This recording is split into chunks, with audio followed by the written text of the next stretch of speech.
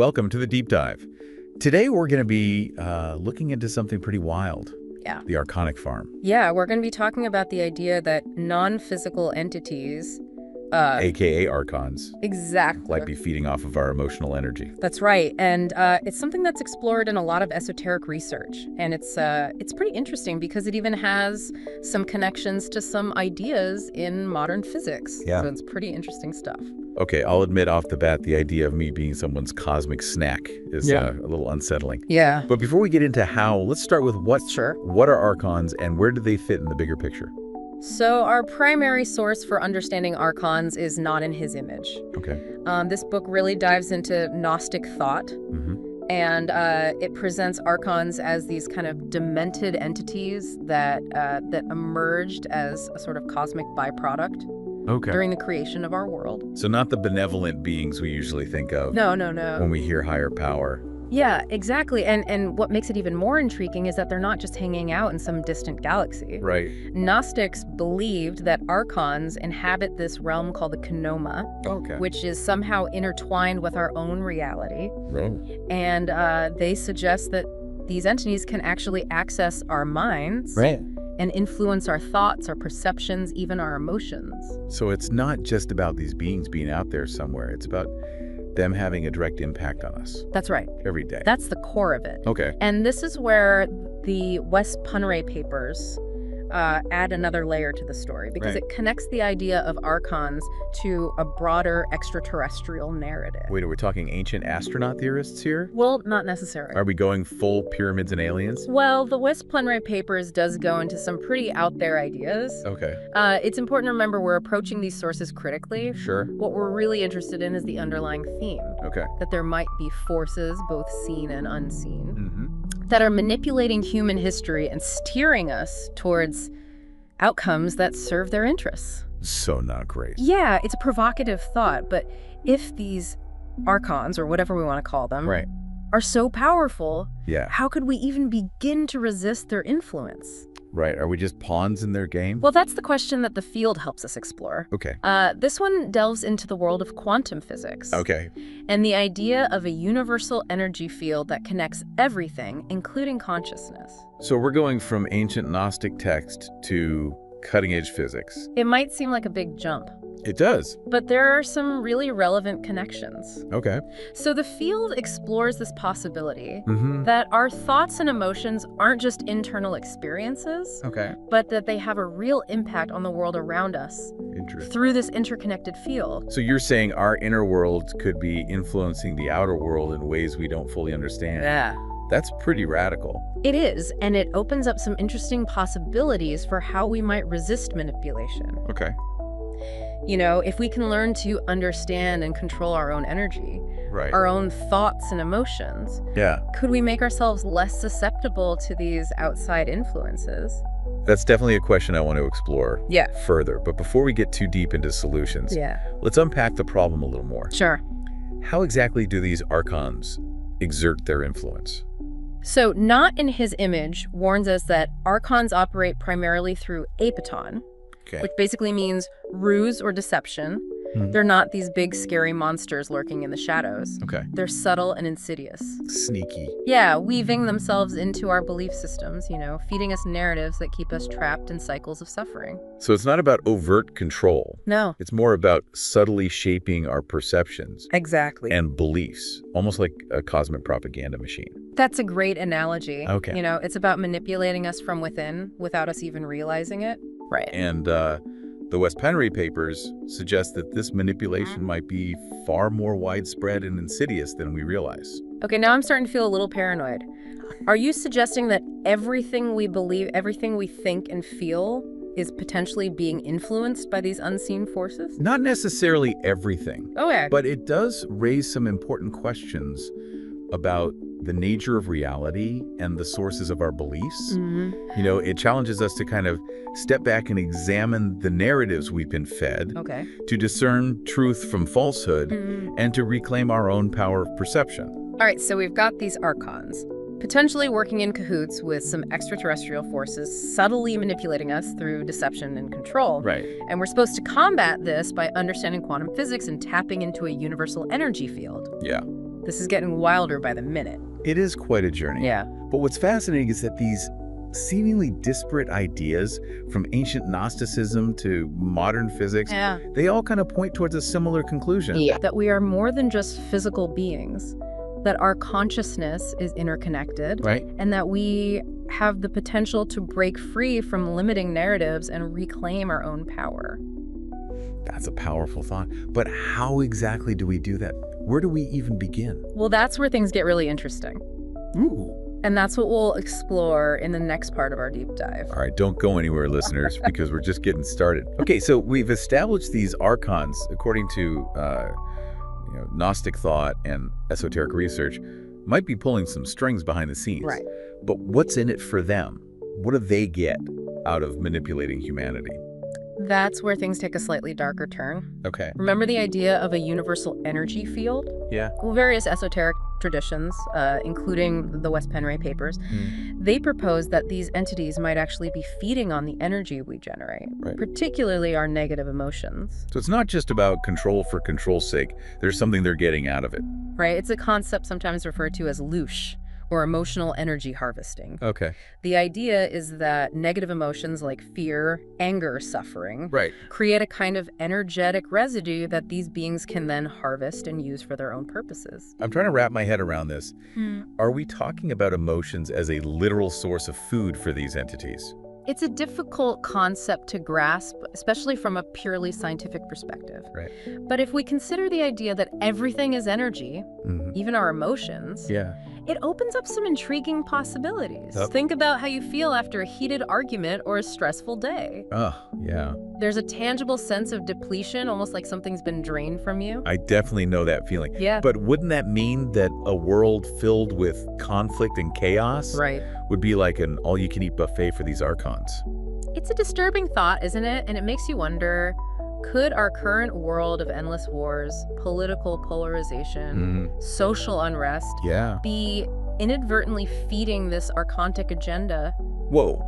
Are we unknowingly playing right into their hands? This is starting to feel like a very bleak picture if our negativity is literally giving them power. What hope do we have? Well, the Gnostics didn't believe so.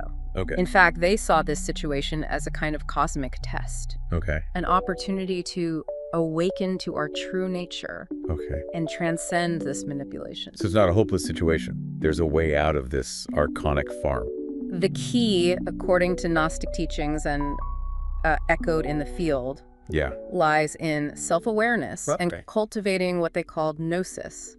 We touched on this earlier, but what exactly is gnosis and how do we actually develop it? Gnosis is often described as a direct experiential knowing, a kind of intuitive understanding that goes beyond intellectual knowledge or belief. Okay.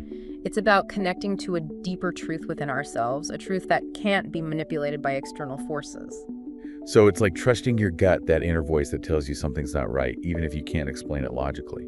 Exactly. And developing gnosis isn't about following a set of rules or doctrines. It's about cultivating a state of awareness, both of ourselves and of the world around us. It's about learning to discern truth from falsehood. Right. To see through the illusions and manipulations that keep us trapped in fear and negativity. That sounds like a pretty tall order, especially in a world that seems designed to distract us and keep us in a state of reaction. It is. How do we even begin to cultivate this kind of awareness in the midst of all the noise and chaos? It starts with small steps. Okay. The field suggests that practices like meditation, mindfulness, spending time in nature. Right. These can help us to quiet the mind, connect to our inner selves, and become more sensitive to the subtle energies that are always at play. So it's about tuning out the external noise and tuning into our own inner frequency? Precisely. And as we do that, we might start to notice that we're not as easily swayed by external narratives, that we have a stronger sense of discernment, and that we're less likely to react from a place of fear or negativity. Okay, so it's about becoming more conscious of our own thoughts, emotions, and reactions. Yeah. But how does that actually help us to resist these archons? I mean, they're just going to give up and go look for another snack bar if we start meditating? Well, that's where the idea of emotional energy harvesting comes back into play. Okay. You know, if these entities are feeding on our negative emotions, then becoming less reactive, more peaceful, more aligned with our authentic selves could potentially starve them out. Well, so it's not about fighting them directly, but about shifting our own energy. So that we're no longer a viable source of food for them. It's like becoming less digestible. It's a fascinating metaphor, isn't it? And it aligns with the Gnostic idea of reclaiming our own power. It's about realizing that we are not helpless victims, that we have the ability to choose how we respond to the world around us.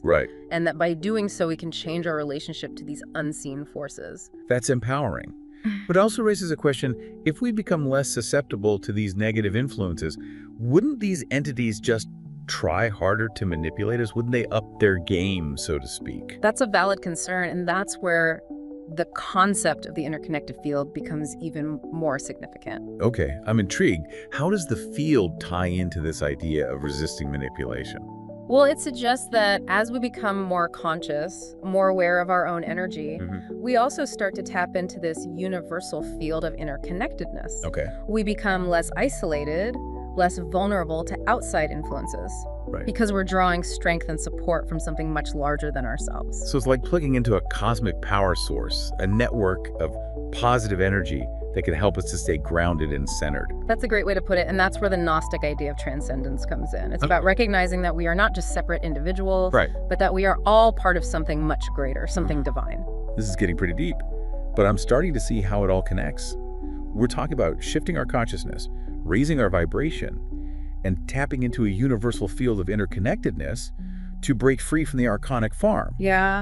But how do we actually make this happen in our daily lives? That's a great question, and it's one we'll explore in the final part of our deep dive. Don't miss it, listeners. We're about to get practical. Okay, deep divers, we've talked about the nature of this Archonic farm and the idea that these entities could be feeding off of our negative emotions. So the question is, how do we escape this metaphorical farm? It's not about, packing our bags and physically leaving. It's about an internal shift. The Gnostics, they believed in this inherent divinity within each of us, this spark of the divine that's capable of transcending these limitations. Okay, so we're not fighting these archons directly, but we're kind of transforming ourselves to become less appealing targets. Remember the concept of gnosis we talked about? It's about cultivating that inner knowing, that direct experience of truth. It's not about blind faith or dogma. It's about developing this inner compass that can't be manipulated by outside forces. So how do we cultivate this gnosis? Do we need to go on a silent retreat in the Himalayas or spend years studying ancient texts? It doesn't require such extremes. Although, those paths can be helpful for some. The field suggests that we can start by just paying attention to our thoughts and emotions, becoming more present in our daily lives. Simple practices like meditation or mindfulness can help us to become more aware of our internal state and less reactive to external triggers. So instead of, spiraling to anxiety when that work email pops up, we can take a breath, observe the feeling, and choose a more balanced response. Exactly. It's about creating space between stimulus and reaction, allowing us to make conscious choices rather than being ruled by unconscious patterns. So being more mindful. This awareness is a key step in reclaiming our power. That makes sense. But how does being more mindful actually impacts these archons if they exist? Does it actually make us less digestible? Well, remember, the idea is that these entities are feeding on the energy of our negative emotions. So if we can cultivate a more peaceful, centered state of being, we're essentially cutting off their food supply. We become less appealing because we're no longer vibrating at a frequency that sustains them. So it's not about fighting them off. It's about evolving beyond their reach, almost like graduating to a different level of existence. That's a powerful way to look at it. And as we raise our own vibration, we naturally tap into that universal energy field. We were talking about in the field, that web of interconnectedness that links us all. And this connection, it provides a sense of belonging and support, making us less vulnerable to manipulation. So it's like joining a cosmic support group, like a network of positive energy that helps us stay grounded and empowered. It's like tapping into an inexhaustible source of strength and wisdom. Wow. And as we connect to this source, we begin to awaken to our true potential, that divine spark within each of us that the Gnostics were talking about. Right. We start to see ourselves not as victims, but as co-creators of our reality. This is a lot to take in, but it's incredibly empowering. So if our listeners are feeling inspired to escape the Archonic farm, to reclaim their power, and step into their true potential, what advice would you give them? Where do they begin? Start by cultivating self-awareness. Pay attention to your thoughts, your emotions, and reactions. Explore practices like meditation, mindfulness, or spending time in nature. Okay. Connect with like-minded individuals who support your growth. Right. And most importantly, trust your intuition, that inner voice that guides you towards your highest good. It sounds like the key is to remember that we're not powerless. We have the ability to choose to shift our energy and to create a reality that aligns with our true nature. That's the essence of the Gnostic message. It's about recognizing our inherent divinity and taking responsibility for our own evolution. It's about escaping the farm and becoming the best versions of ourselves. Well, that's a powerful and inspiring message to end on. Thank you for taking us on this deep dive. And to our listeners, keep questioning, keep exploring, and keep diving deep. You never know what treasures you might uncover within yourselves and within the vast universe we inhabit.